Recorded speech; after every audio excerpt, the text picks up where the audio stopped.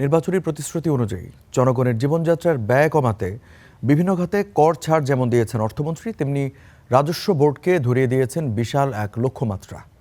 বিশেষজ্ঞদের পরামর্শ, বিনিয়োগ বাড়ানোর যে প্রস্তাব বাজেটে করা হয়েছে তা বাস্তবায়ন করতে হবে।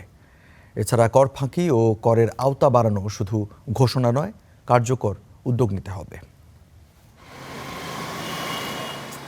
বাজেট বাস্তবায়নে রাজস্ব আহরণ বাড়াতে ব্যবসা বাণিজ্যে চলমান নানা ধরনের কর ছাড় তুলে নেওয়ার কথা বলে আসছে এনবিআর। কিন্তু নির্বাচনী প্রতিশ্রুতি বাস্তবায়ন করতে গিয়ে নতুন বাজেটে বিভিন্ন কর ছাড়ের প্রস্তাব করেছেন অর্থমন্ত্রী। যদিও তিনিই আবার 6,04,000 কোটি টাকার বিশাল এক লক্ষ্যমাত্রা বেঁধে দিয়েছেন এনবিআরকে। এই জমিনের উপর দাঁড়িয়ে ছাড়ের তালিকায় আছে ভোগ্যপণ্য, স্বাস্থ্যসেবা, স্বর্ণালংকার, যোগাযোগ, প্রযুক্তি, নবায়নযোগ্য জ্বালানি, মোবাইল ও নেটওয়ার্কিং, ফ্রিল্যান্সিং সহ নানা খাতে উৎসে কর, ভ্যাট ও আমদানি শুল্ক কমানো হবে। এসব ছাড়কে ইতিবাচক হিসেবে দেখছেন অর্থনীতিবিদরা। অ্যাড সোর্সে না কেটে দেখা গেছে যে হয়তো পরবর্তীতে রিটার্নের সময় সে দিতে পারবে। তো এই ক্ষেত্রে হয়তো ব্যবসায়ীরা একটা স্বস্তির জায়গায় পাবে, কারণ অনেক সময় দেখা যাচ্ছে পরবর্তীতে সেটি সমন্বয় করা হয় না। তো আশা করছি এটি ডিপেন্ড করবে আসলে বাস্তবায়নের উপর। অনেক সময় সরকার অনেক জায়গায় ছাড় দেয়, কিন্তু তার রেভিনিউ লস হয়, কিন্তু বাস্তবায়নটা ঠিকমতো হয় না। জনতুষ্টির কর ছাড়ের বিপরীতে অর্থমন্ত্রী তামাকজাত পণ্য ও নির্মাণ সামগ্রী থেকে রাজস্ব বাড়ানোর প্রস্তাব করেছেন। এছাড়া স্থানীয় শিল্পকে সুরক্ষা দিতে আমদানি করা পণ্যে শুল্ক বাড়িয়েও কর বৃদ্ধি করতে চান তিনি।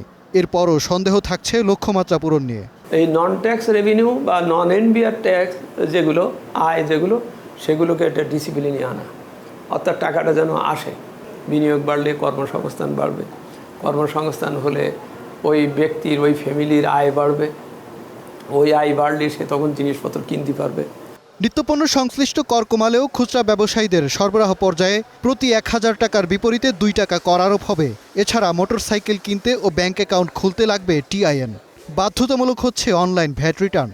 আমাদের ইনফর্মাল ইকোনমি আসলে আমাদের ফর্মাল ইকোনমির থেকে অনেক বড়, এবং আমরা যে বলি যে আপনার যে 1,18,00,000 মতো যে ইকোনমিক এন্টারপ্রাইজ আছে, আমাদের ইকোনমিক সেন্সাস যেটা বলছে, বেশিরভাগ ব্যবসায় যাতে ট্যাক্স এবং ভ্যাট নেটের আওতায় থাকেন সেটার ব্যবস্থা করতে হবে।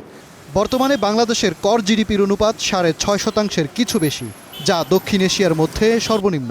আগামী 5 অর্থ বছরের জন্য প্রস্তাবিত কর নীতিতে 2030 সাল নাগাদ এই হার 10% উন্নীত হওয়ার আশাবাদ অর্থমন্ত্রীর। মাজহার মাহবুব, স্টার নিউজ, ঢাকা।